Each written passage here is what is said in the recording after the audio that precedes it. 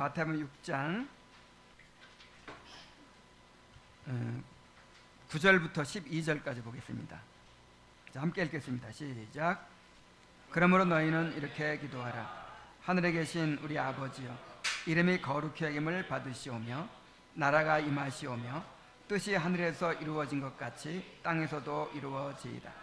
오늘 우리에게 일용할 양식을 주시옵고 우리가 우리에게 죄 지은 자를 사하여 준 것 같이 우리 죄를 사하여 주시옵고. 여기까지 보겠습니다. 주기도문에서 우리 자신을 위한 기도가 세 가지 나오죠. 하나님을 위한 기도가 세 가지, 우리 자신을 위한 기도가 세 가지인데, 하나님을 위한 기도 세 가지가 우리 삶의 비전과 사명을 보여준다고 했죠. 그리고 그렇게 살 수 있도록 하기 위해서 이제 우리에게 필요한 것을 구하는 것인데, 이 세 가지 기도는 우리가 철저하게 하나님께 의존된 존재임을 보여줍니다. 정말 하나님의 은혜가 아니면 우리가 한시도 살 수가 없어요. 우리에게는 육체의 삶을 영위하기 위해서 일용할 양식이 필요할 뿐만 아니라 영적인 삶을 위해서 죄사함의 은혜가 필요합니다. 자, 뭐가 필요하다고요? 죄사함. 자, 우리 죄사함 받았잖아요. 예수님을 믿을 때 죄사함 받고 의롭다함 받았죠. 이미 일생의 모든 죄를 용서받은 거예요? 아니면 과거의 죄만 용서받은 거예요? 일생의 모든 죄, 우리가 앞으로 지을 죄까지 다 용서받은 거예요. 그런데 또 왜 날마다 죄사함을 위해 기도해야 될까요? 자, 이것을 우리가 어떻게 이해하면 좋을까요? 이 죄사함이라고 하는 것, 죄 용서라고 하는 것은 죄의 형벌을 면해주는 것, 그리고 형벌을 면해줄 뿐만 아니라 관계를 회복시켜주는 것, 죄책을 없애가지고 관계를 회복시켜주는 것까지를 포함하는 것인데, 이러한 죄사함은 두 가지가 있어요. 두 가지. 한 가지는 영원한 죄사함이 있고 또 경험적인 죄사함이 있어요. 우리 한번 따라해 봅시다. 영원한 죄사함, 경험적인 죄사함. 자, 영원한 죄사함은 뭐냐면 신자의 신분과 관계되는 것입니다. 신분. 자, 신분이라고 하는 것은 법적인 문제죠. 이거는 단번에 이루어지는 것이고 영원히 변치 않는 거예요. 내가 우리 아버지의 자녀인데 이 자녀라는 신분이 변해요, 안 변해요? 안 변해요. 한 번 아버지 아들로 딱 태어나면 영원히 아버지 아들이에요. 그런 것처럼 이 죄사함도 이 신분상으로 죄사함이 있어요. 그걸 가리켜서 칭의라고 하죠. 칭의. 칭의가 뭔가요? 칭의는 모든 죄를 사함받고 더 나아가서 의롭다고 인정받는 거예요. 그죠? 모든 죄를 사함받고 의롭다고 인정받는, 이게 이제 칭의인데, 예수 믿는 사람은 예수님의 구속으로 이미 죄 사함받고 의롭다 하심을 받았어요.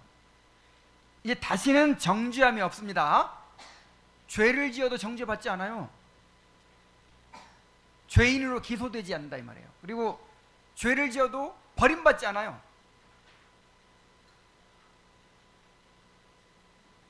우리는 영원히 용서받았습니다. 이게 무슨 용서? 영원한 용서, 영원한 죄사함이에요.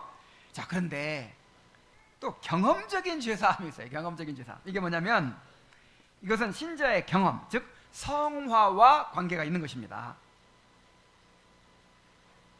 신자는 의롭다 하심을 받아 하나님의 자녀가 되었지만 여전히 죄의 부패성이 남아 있습니다.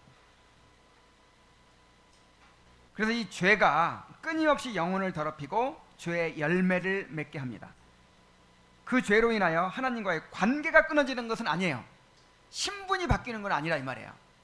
관계가 끊어지는 것은 아닌데 교제가 가로막혀요. 교제가. 자, 아들이 아버지 말을 안 듣고 죄를 지었어요. 아버지한테. 흔히 짓는 죄가 뭐예요? 아버지 내가 어렸을 때 지은 죄가 그런 거 있는데 아버지 몰래 아버지 주머니에서 돈 꺼내가지고 뭐 사 먹고 뭐 그랬어요. 그래서 들켜서 혼났는데. 그러니까 예를 들어서 이런 이제 죄를 범했어 아버지한테. 자, 이런 죄를 지어도 신분은 변하지 않죠. 아버지 아들로서의 그 신분은 변할 수가 없어요. 그 죄 지었다고 너희 집부터 내 아들 아니야 하고 호적에서 파내버리고 그러지 않습니다. 아무리 큰 죄를 지어도 아버지 아들은 그대로 아버지 아들이고 신분은 변함이 없어. 근데 뭐가 영향을 받아요? 교제가 영향을 받아요. 이제 아버지한테 막 이렇게 아버지 목에 매달리고 아버지하고 같이 놀고 아버지 그 웃는 모습을 보고 이럴 수가 있어요, 없어요? 없어요. 이제 아버지가 막 화를 낼 것이고, 그 다음에 아버지와 관계가 안 좋아질 것이고, 아버지 나 용돈 좀 주세요 이 말도 잘 하기도 어려울 것이고, 아버지를 누리지를 못해. 그리고 안 되겠다 싶으면 아버지가 어떻게 해요? 징계를 해요. 막 매를 때릴 수도 있고, 너 이번 달 용돈 없어 할 수도 있고. 그래서 뭐가 필요할까요? 죄사함의 은혜가 필요하죠. 우리가 죄를 지어도 정죄받지 않고 하나님의 자녀로서의 그 신분과 관계가 변화되지 않지만 하나님과의 교제가 가로막히고 또 하나님을 누리지 못하고 구원의 즐거움을 잃어버리고 또 하나님의 징계를 받게 된단 말이에요. 그래서 날마다 용서가 필요해요. 죄사함이 필요해요. 그래서 우리의 죄를 사하여 주옵소서라고 날마다 기도해야 된다는 거예요. 그리고 또 이게 왜 중요하냐면 이게 뭐와 관계되어 있다고 그랬죠? 성화와 관계되어 있다고 그랬죠? 그래서 이렇게 날마다 자신의 죄를 발견하고 회개하는 삶을 통해서 성화가 이루어지는 거예요. 그러니까 내 안에 죄를 늘 보고 또 그 죄를 오늘 오전 말씀처럼 애통해야 하고 또 회개하면서 그 죄를 미워하게 되겠죠. 점점 죄를 버리게 되겠죠. 그래서 이렇게 회개를 통해서 우리의 성화가 이루어집니다. 그래서 칼빈은 그런 성화를 한마디로 회개하는 삶이라고 했어요. 성화가 뭐예요? 회개하는 삶. 일생이 회개하는 삶이다. 그래서 회심은요 시작이에요. 회심은 회개의 시작. 그리고 나머지 일생토록 자신의 죄를 깊이 알아가면서 깨달아가면서 회개가 점점 더 깊어지는 게 성화예요. 그래서 정말 중요하겠죠. 자, 그렇다면 우리가 어떻게 죄사함의 은혜를 구해야 할까요? 194문 함께 길지만 읽어보겠습니다. 시작. 다섯째 강구에서 우리는 무엇을 위해 기도합니까? 답. 우리가 우리에게 죄 지은 자를 사하여 준 것 같이 우리 죄를 사하여 주시옵고 라는 다섯 간구에서 우리는 우리와 다른 모든 사람이 원죄와 자범죄의 죄책이 있어 하나님의 공의에 빚진 자가 되었다는 것과 우리나 다른 아무 피조물이라도 그 빚을 조금도 갚을 수 없다는 사실을 인정합니다. 따라서 우리는 우리 자신과 다른 사람을 위해 기도하는데 믿음에 의하여 깨달아지고 적용되는 그리스도의 순종과 속상을 통하여 하나님께서 그분의 값없는 은혜로 우리의 죄책과 죄의 상벌을 사면하시고 그분의 사랑하시는 자 안에서 우리를 받아주시며 또한 그분의 호의와 은혜를 우리에게 계속 주시고 우리가 날마다 범하는 죄를 용서하시며 이 용서의 확신을 매일 더욱더 주심으로써 우리를 화평과 기쁨으로 채우시기를 위해 기도합니다. 다른 사람의 죄를 진심으로 용서한다는 증거가 우리에게 있을 때 우리는 이렇게 기도하는 바를 더 담대히 구할 수 있고 더욱 용기 내어 기대할 수 있게 됩니다. 엄청 길죠. 이거를 좀 나누어 가지고 또 살펴보도록 하겠습니다. 자, 먼저 다음과 같은 사실을 인정하면서 죄사함을 구해야 돼요. 이번에 그 대요리 문답에서 이렇게 주기도문을 설명하는 걸 쭉 보면서 뭘 느끼세요? 전부 다 우리의 죄를 깨닫는 그 전제에서 기도를 해야 된다는 거예요.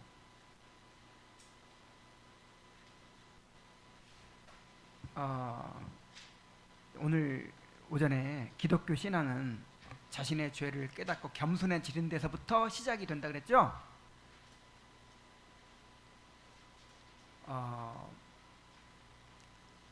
내 병을 고치려면 일단 내 병을 알고 인정하는 데서부터 출발하는 거예요.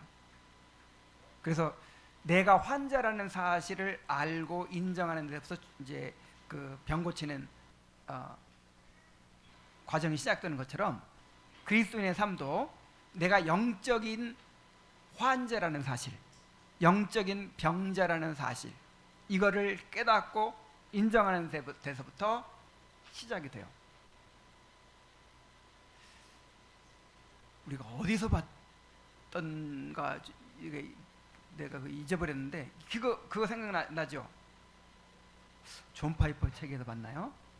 그 선교사님이 그렇게 정말 그 해외에 나가서 그렇게 고생하고 막 그랬는데 오히려 병들고 막 그렇게 엄청난 고통을 당하고 막 이렇게 되는 걸 볼 때 사람들이 아니 어떻게 이렇게 주님을 위해 헌신하고 희생한 사람이 이렇게 고생하게 만드시나, 하나님이 왜 이렇게 하시나, 다 의문을 가지고 막 그런 생각을 하죠. 이게 왜 이런 의문을 가지고 어려워하게 되냐면 그 전제를 몰라서 그래요. 그러니까 우리 모두가 환자라는 생각을 가지면 그 병을 치료하기 위한 과정이거든요. 그게 예를 들어서 욥이 왜 그렇게 의로운 욥이 엄청난 고난을 당해요? 그것에 대해서 하나님도 너무하시지, 왜 이렇게 욥이, 그게 다 그런 이 의문이 왜 생기냐면은 사람을 중립적인 존재로 봐서 그래요. 중립적인 존재. 절대로 중립적인 존재가 아니라니까요. 우리는 병자이고 빚진 자이고 죄인이에요. 그래서 우리를 치료해 가시고 빚어 가시는 일이 필요해요. 그게 고난이에요. 그게. 그래서 그런 걸 우리가 이해하면 선교사님이 그렇게 헌신했는데도 그런 고난 당한다, 욥이 그렇게 의로운 삶을 살았는데 그렇게 고난, 이게 의문을 가질 이유가 아무것도 없는 거예요. 환자니까 치료가 필요한 거예요. 치료가. 그래서 그 책에 존 파이퍼 책인 것 같아. 무슨 책이었나? 어쨌든 우리를 환자로 보면 이해가 간다 그랬어요. 뭐로 보면? 그래서 이 기도 주기도문의 기도들도 전부 다 내가 죄인이라는 것을 인정하는 데서 출발한다는 거예요. 뭘 인정해야 됩니까? 우리와 다른 모든 사람이 원죄와 자범죄의 죄책이 있어 하나님의 공의에 빚진 자가 되었다는 것을. 그래서 이 죄인이라는 것을 잘 이해하도록 하기 위해서 빚진 자로 설명하기도 하고 병자로 설명하기도 하는 거예요. 노예로 설명하기도 하고. 로마서 3장 9절로 19절에 보면 그러면 어떠하냐, 우리는 나으냐, 결코 아니라 유대인이나 헬라인이나 다 죄 아래에 있다고 이미 우리가 선언하였느니라. 기록된 바 의인은 없나니 하나도 없으며 깨닫는 자도 없고 하나님을 찾는 자도 없고 다 치우쳐 함께 무익한 자가 되고 선을 행하는 자는 없나니 하나도 없도다. 그들의 목구멍은 열린 무덤이요. 지금 남 얘기 아니에요. 내 이야기라고 생각하고 들으시기 바랍니다. 여러분의 목구멍은 뭐예요? 입만 벌렸다 하면 입만 벌렸다 하면 그 속에 뭐가 나와? 썩은 시체 막. 지금 무덤을 다 막아놓는데 무덤이 어떻게 해서 열려 있어? 뚜껑을 안 닫아요. 그 속에 그냥 할아버지 시체, 아버지 시체, 증조 할아버지 시체, 이미 썩은 시체, 썩어가고 있는 시체, 그냥 처참한 그런 모습들이 드러나고 냄새가 막 난다 이 말이에요. 우리가 그런 존재야.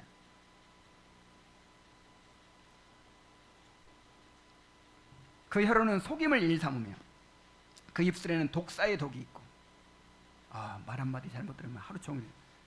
그 입에는 저주와 악독이 가득하고 그 발은 피 흘리는 데 빠른지라 파멸과 고생이 그 길에 있어 평강의 길을 알지 못하였고 그들의 눈앞에 하나님을 두려움이 없느니라. 자, 이런 죄인들이에요. 그래서 하나님의 공의에 빚진 자라는 것은 우리가 지은 죄로 인하여 하나님의 공의에 따라 죄값을 갚아야 할 처지에 있다는 것입니다. 절대로 우리가 중립적인 존재가 아니에요. 빚진 상태에 있는 거예요. 이 사실을 인정하고 기도해야 되는 것이죠. 두 번째로, 우리나 다른 아무 피조물이라도 그 빚을 조금도 갚을 수 없다는 사실. 이것을 1만 달란트 빚진 자의 비유로 말씀하셨죠. 마태복음 18장 24절 25절. 결산할 때 1만 달란트 빚진 자 하나를 데려오매 갚을 것이 없는지라 주인이 명하여 그 몸과 아내와 자식들과 모든 소유를 다 팔아 갚게 하라 하니. 자, 1만 달란트가 어느 정도의 돈이냐면 뭐 정확한 액수는 중요한 게 아니고 헤아릴 수 없이 많은 돈을 의미해요. 1만 달란트. 우리 목숨을 바쳐도 갚을 수 없는 그런 빚이란 말이죠. 시편 130편 3절 4절. 여호와의 주께서 죄악을 지켜보실진데 주여 누가 서리이까? 그러나 사유하심이 주께 있으면 주를 경외하게 하심이니이다. 자, 우리 모두는 1만 달란트 빚진 자와 같아요. 우리가 지은 죄가 너무 커서 우리 힘으로 그 죄값을 갚을 수가 없습니다. 자, 이런 전제를 가지고 살아야 돼. 그래서 겸손해지는 것이죠. 거듭난 사람들은. 자, 그리고 이제 이렇게 기도해야 됩니다. 우리 자신과 다른 사람을 위해 다문같이 간구해야 합니다. 첫째로, 믿음에 의하여 깨달아지고 적용되는 그리스도의 순종과 속상을 통하여 하나님께서 그분의 값없는 은혜로 우리의 죄책과 죄의 형벌을 사면하시기를. 여기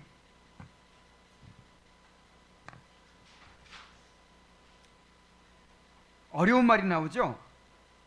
그리스도의 순종과 속상이라는 말이 나오고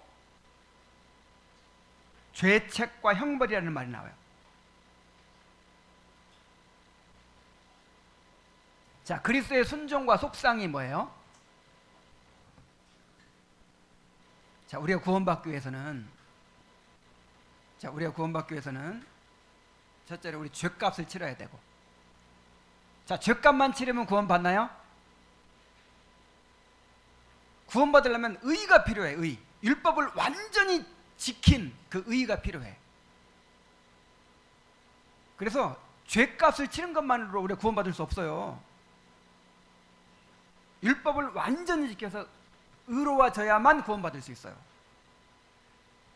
자, 그런데 우리는 율법을 완전히 지킬 수 없을 뿐만 아니라 죄가 있죠.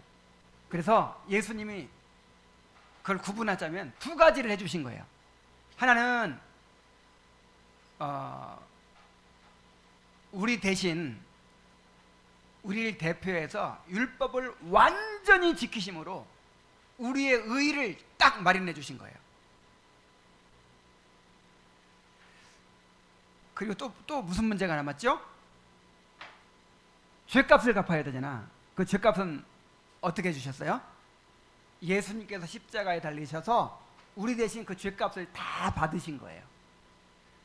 그래서 우리 대신 율법에 완전히 순종하심으로 우리의 의를 마련해 주신 거, 요거를 가리켜서 그리스도의 능동적 순종이라 그래요.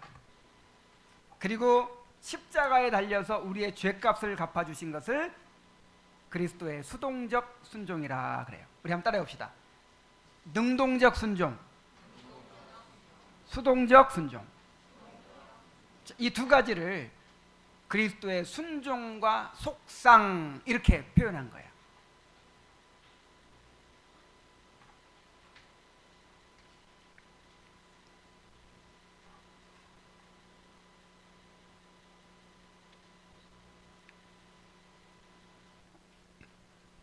자, 순종과 속상이 무슨 뜻인지 알았죠? 그러면 또, 자, 그리스도의 순종과 속상으로 죄책과 형벌을 사면받았다 그랬는데, 죄책은 뭐고 형벌은 또 뭐예요?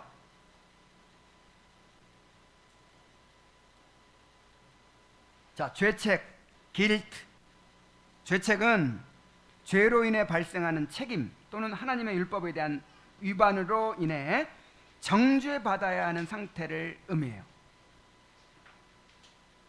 그냥 쉽게 죄에 대한 책임 이렇게 생각하면 돼요. 뭐라고요?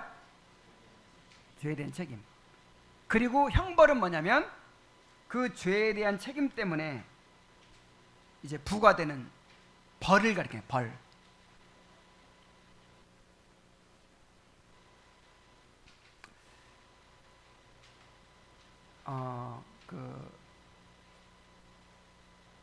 천주교에 면죄부라는 게 있죠. 면죄부가 뭐예요? 면죄부가 사실은 정확하게 말하면 면벌부예요. 뭐라고요? 면벌부. 그러니까 우리 죄가 용서받는 것은 두 가지라니까요. 그 형벌을 면하게 해주는 것만이 아니고 그 죄에 대한 책임을 사면해 주는 거예요. 그 두 가지가 달라요.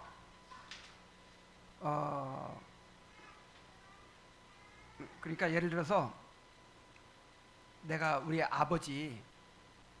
아버지 지갑에서 돈을 훔쳐가지고 막 써버렸어요.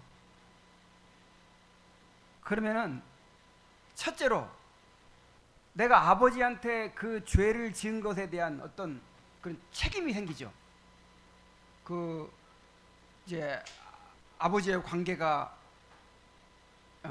안 좋아지고 아버지의 진노를 사게 됐고 정말 내가 아들로서 하지 못할 일을 해서는 안 될 일을 했단 말이에요.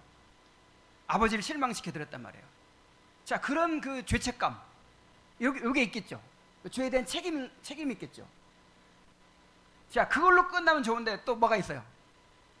벌이 있어. 옛날 같으면 그냥 두드러 맞아요.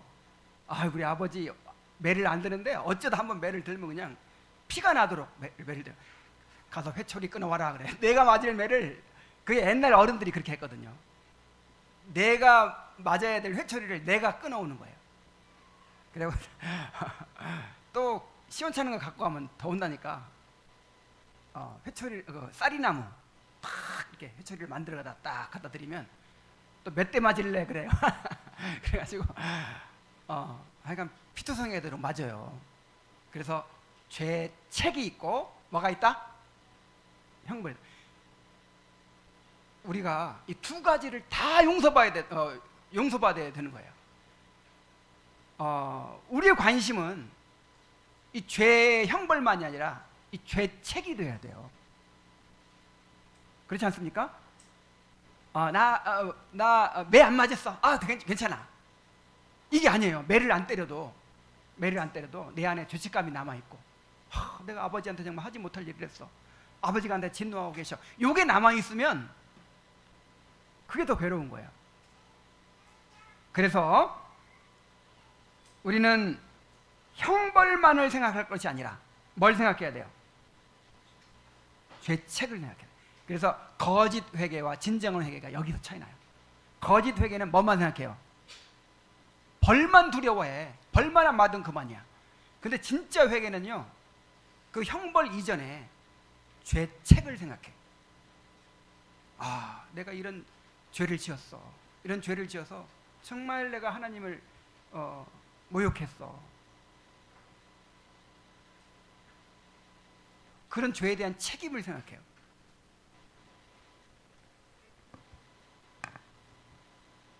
그런데 그리스도의 순종과 속상으로, 순종과 그 희생으로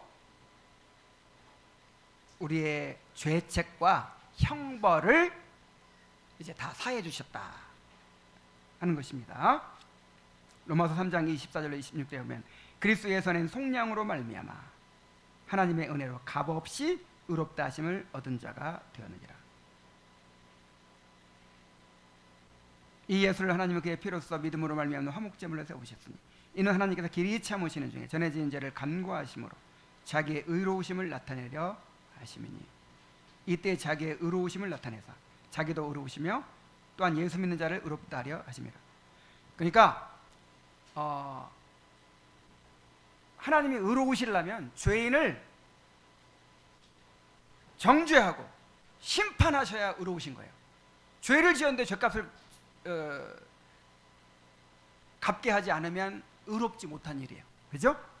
그래서 죄인에게 정죄하시고 심판하셔야, 형벌을 내리셔야 의로우십니다. 그런데 예수님이 우리를 위해서 우리를 위해 구속을 이루시고 나서는 그 예수님의 구속을 믿음으로 받아들인 자들에게는 또 그 죄를 간과하셔야 의로우세요. 왜요? 그 죄를 그냥 지나쳐 버리셔야 의로우신 거예요. 왜요? 예수님이 갚았으니까.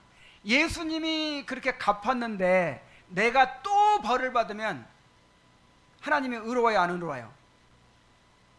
의롭지 않죠. 그래서 우리 죄를 간과하심으로 자기의 의로우심을 나타냈다.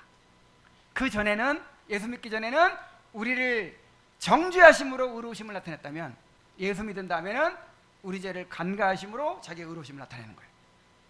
히브리서 9장 22절, 율법을 따라 거의 모든 물건이 피로써 정결케 하나니 피 흘림이 없은즉 사함이 없니라. 예수님이 피 흘리셨기 때문에 우리가 사함을 받게 된다는 것이죠. 내가 시간이 없어서 이렇게 빨리빨리 넘어가는데 이것을 이렇게 딱 대답할 수 있도록, 우리 아이들에게도 가르칠 수 있도록 잘 정리하시기 바랍니다.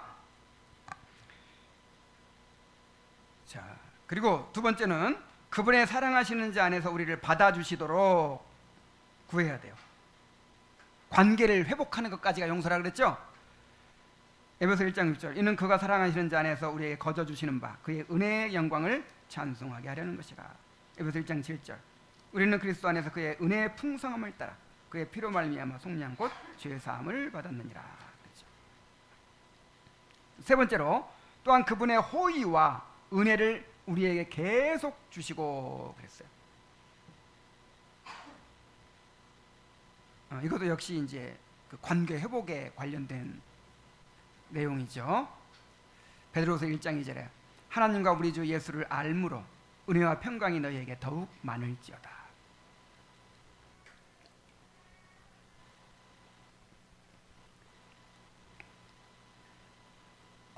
아버지, 내가 잘못했어요. 용서해 주세요. 그래, 내가 용서하마. 그래, 용서를 했어요. 그런데 이제 아버지하고 관계가 틀어져 가지고 이제는 아버지가 나를 믿어주지도 않고 아버지하고 즐겁게 놀 수도 없고 아버지 대하는 게 계속 어려운 거예요. 자, 이거는 완전한 용서가 아니에요. 완전한 용서는 관계가 회복되어야 완전한 용서예요. 그래서 계속해서 그 하나님의 사랑과 은혜를 누리게 해달라고. 그 다음에 네 번째로, 우리가 날마다 범하는 죄를 용서하시며 그랬어요. 우리가 날마다 죄를 범하잖아요. 날마다 죄를 범하니까 날마다 용서받아야 해요. 한 번 용서받는 걸로 끝나는 게 아니라. 호세아 14장 2절, 너는 말씀을 가지고 여호와께로 돌아와서 아뢰기를 모든 불의를 제거하시고 선한 바를 받으소서. 또 에레미야 14장 7절, 여호와여 우리 죄악이 우리에게 대하여 증언할지라도 주는 주의 이름을 위하여 일하소서. 우리의 타락함이 많으니이다. 우리가 범죄하였나이다. 이렇게 날마다 죄를 고백하고 용서를 받아야 돼요. 그 다음 다섯 번째로, 이 용서의 확신을 매일 더욱더 주심으로써 우리를 화평과 기쁨으로 채우시기를. 자, 무슨 확신? 용서의 확신.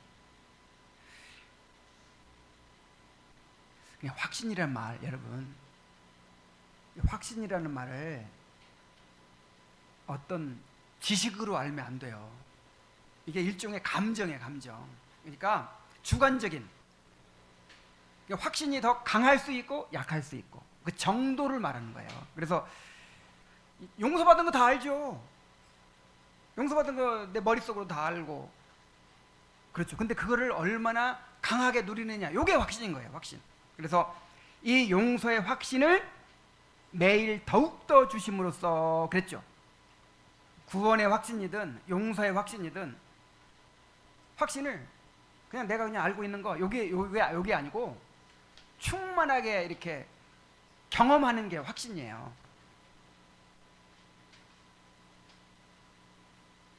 내 머릿속으로는 알아. 머릿속으로는 예수님 십자가로 다 용서하셨지. 다 알고.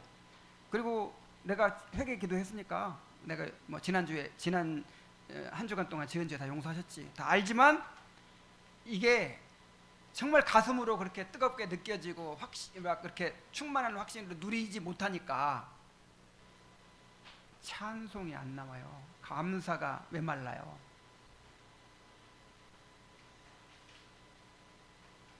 그래서 이 용서의 확신을 매일 더욱더 주시기를, 그래서 우리를 화평과 기쁨으로 채우시기를 구해야 합니다. 로마서 15장 13절, 소망의 하나님이 모든 기쁨과 평강을 믿음 안에서 너희에게 충만하게 하사 성령의 능력으로 소망이 넘치게 하시기를 원하노라. 이게 구원의 확신이라 그랬죠? 이게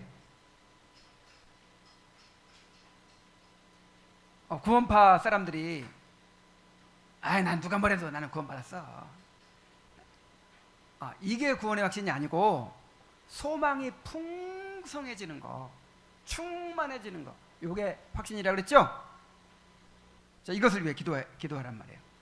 시편 51편 7절 10절, 우슬초로 나를 정결하게 하소서. 내가 정하리이다. 나의 죄를 씻어주소서. 내가 눈보다 희리이다. 내게 즐겁고 기쁜 소리를 들려주시사 주께서 꺾으신 뼈들로 즐거워하게 하소서. 주의 얼굴을 내게서 내 죄에 돌이키시고 내 모든 죄악을 지워주소서. 하나님은 내 속에 정한 마음을 창조하시고 내 안에 정직한 영을 새롭게 하소서.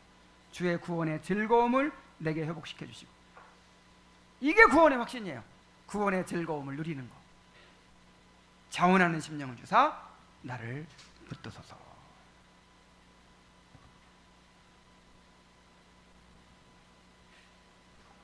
자, 이런 확신을 위해 기도하시기 바랍니다. 자, 그리고 이제 중요한 게 한 가지가 있는데요. 주님께서 우리 죄를 사하여 주옵소서라는 기도에 한 가지 전제를 붙이셨어요. 이게 뭐냐면 우리가 우리에게 죄 지은 자를 사하여 준 것 같이 우리 죄를 사하여 달라고. 그래서 다른 사람의 죄를 진심으로 용서하는 증거가 우리에게 있을 때 우리는 이렇게 기도하는 바를 더 담대히 구할 수 있고 더욱 용기 내어 기대할 수 있게 됩니다.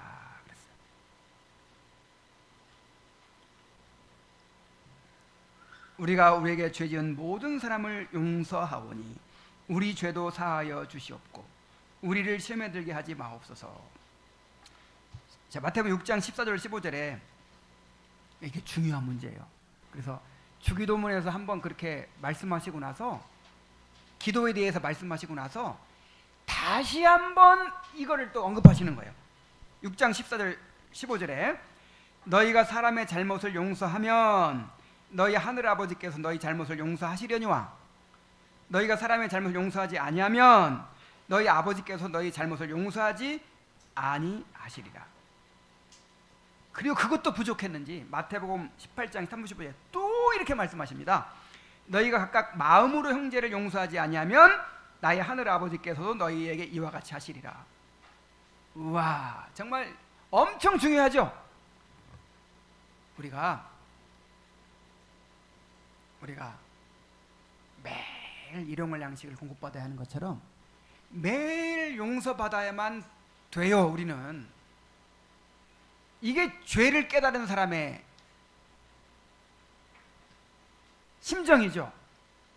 정말 자기 죄를 깨달으면 매일 밥 먹어야 살듯이 매일 뭐 받아야 살아요? 죄 사함 받아야 살아요. 이게 내 정말 목숨줄이에요. 날마다 죄 사함 받지 못하면 우리가 사는 게 아닌 거예요. 정상적인 그리스도의 삶을 살지 못해요. 그래서 정말 날마다 용서받는 게 중요한데 그 용서받기 위해서는 어떻게 해야 된다고요? 다른 사람의 죄를 용서해야 된다고요. 그래서 너희가 다른 사람의 죄를 용서하면 아버지께서 너희를 용서하실 것이다. 용서하지 않으면 아버지께서도 용서하지 않으실 것이다 그랬어요. 그래서 이 말씀이 이해하기가 어려울 수도 있어요. 그렇다면 하나님이 우리가 먼저 용서하는 걸 딱 보고 나서 너 용서했구나. 그럼 나도 용서하마. 용서하지 않았네. 그럼 나 용서할 수 없어. 이렇게 하신단 말인가? 근데 말씀은 꼭 그렇게 느껴지잖아요. 그죠? 근데 하나님이 우리를 용서해 주시는 게 먼저예요? 아니면 우리가 다른 사람을 용서해 주는 게 먼저예요? 그렇죠. 하나님이 우리를 용서해 주시는 게 먼저예요. 그 결과로 다른 사람을 용서할 수 있는 거예요. 그래서 이거를 결과적인 말씀이라고 보면 돼요. 결과론적인 말씀이다. 결과론적인 말씀이다. 그래서 성경에 이런 말씀 있잖아요. 너희가 선을 행하면 구원받으리라. 뭐 이런 말씀 있잖아요. 그것도 결과론적인 말씀이에요. 구원받고 나서 그 결과로 선을 행하니까 행하는 그 과정을 통해서 우리가 구원받게 되는 것이죠.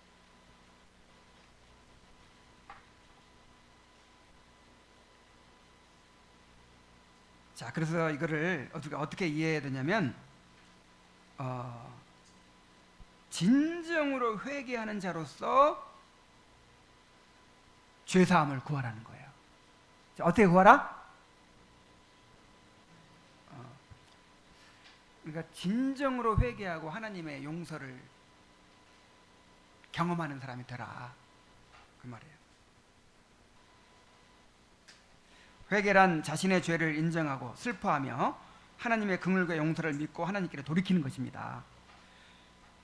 이렇게 진정으로 회개하는 사람은 그 결과로 다른 사람의 죄를 용서하게 되어 있습니다.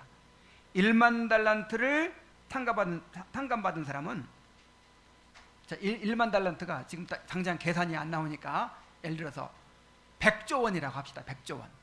자, 100조 원의 죄를 탕감받았어요. 탕감해 줬어요.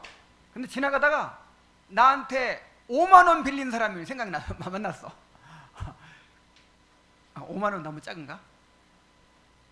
뭐 100만 원이라고 합시다. 100만 원. 100만 원 빚지고 안 갚은 사람을 만났어. 그 사람이 내가 지금 어려우니까 제발 좀 더 기다려달라고 하는데 안 돼. 너는 감옥에 가둬야 돼. 하고는 그 사람을 그냥 내 돈 떼어먹은 사람이라고 고발해가지고 감옥에 가둬버렸어요. 그래서 1만 달러 탕감해준, 이 100조 원이나 탕감해준 이 왕이 보니까 너무 기가 막힌 거야. 당장 그놈을 옥에 가두어라. 그리고 그 돈 다 갚을 때까지 꺼내주지 말아라. 그랬어요. 왜 그랬을까요?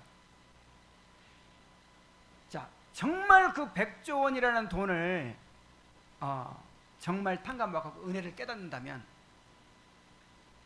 당연히 탕감해 줄 수 있죠. 100만 원 정도 빚진 거, 그죠?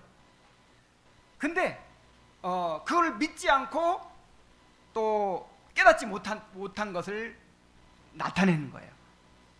진정으로 회개하지 않고 참된 죄사함을 경험하지 못한 증거예요, 그게.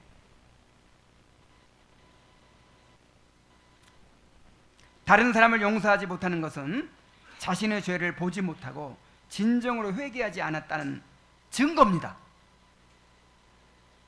여러분, 정말 누가 다른 사람의 죄가 정말 용서되지 않은 사람이 있어요?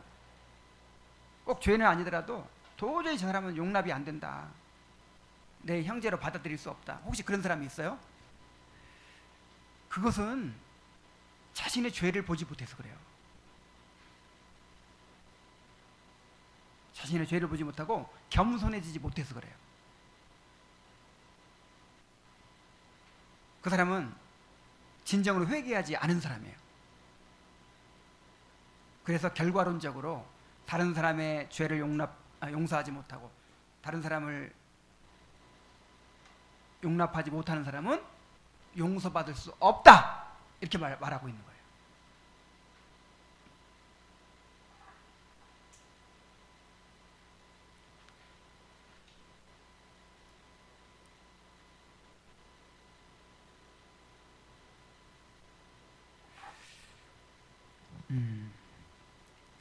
우리가 이제 좀 있으면 그 겸손에 대해서 배울 텐데, 이제 겸손은 하나님 앞에서 하나님 앞에 자신의 실존을 깨닫는 것이거든요. 그래서 하나님 앞에서 내 모습을 깨닫고 겸손해진 사람은 그게 이제 이 수평적으로 다른 사람에 대한 태도로 드러나게 돼요.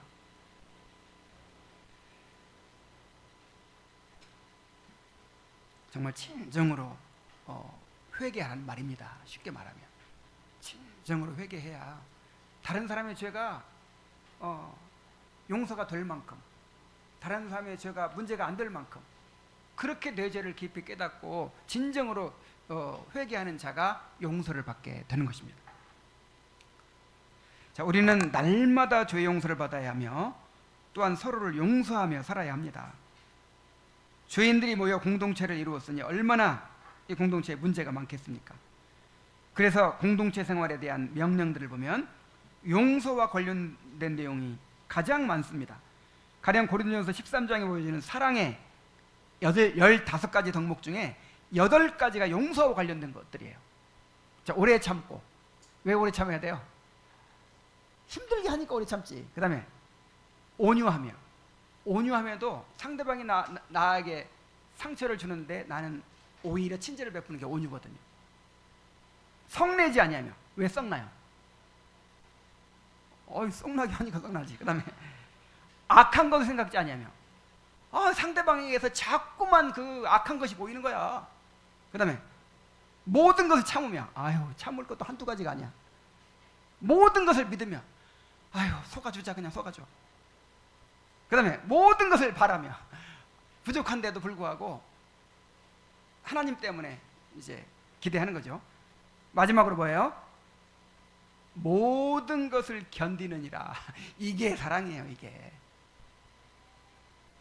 그래서 교회는 하나님께 용서받은 죄인들이 서로를 용서하는 공동체입니다. 교회는 무슨 공동체예요? 용서의 공동체예요. 무슨 공동체? 교회에서 훌륭한 사람 만나기를 기대하지 마세요.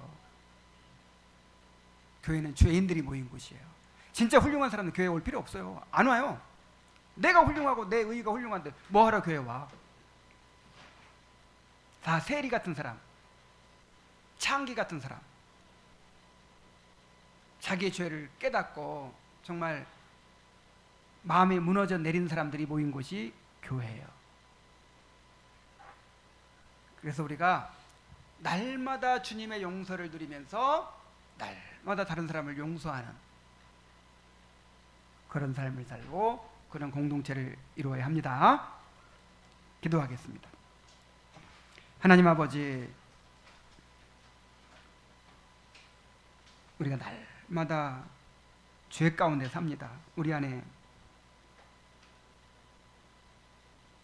죄로 가득하고 또 그 죄가 날마다 흘러나와서 우리 영혼을 더럽히고 관계를 더럽히고 사람들을 힘들게 하고 하나님의 영광을 가리고 있습니다. 그래서 우리에게 날마다 일용할 양식이 필요하듯 날마다 주님의 용서가 필요합니다. 하나님은 우리를 값없이 용서해 주시면서 이 용서를 또 다른 사람들에게 흘려보내기를 원하십니다.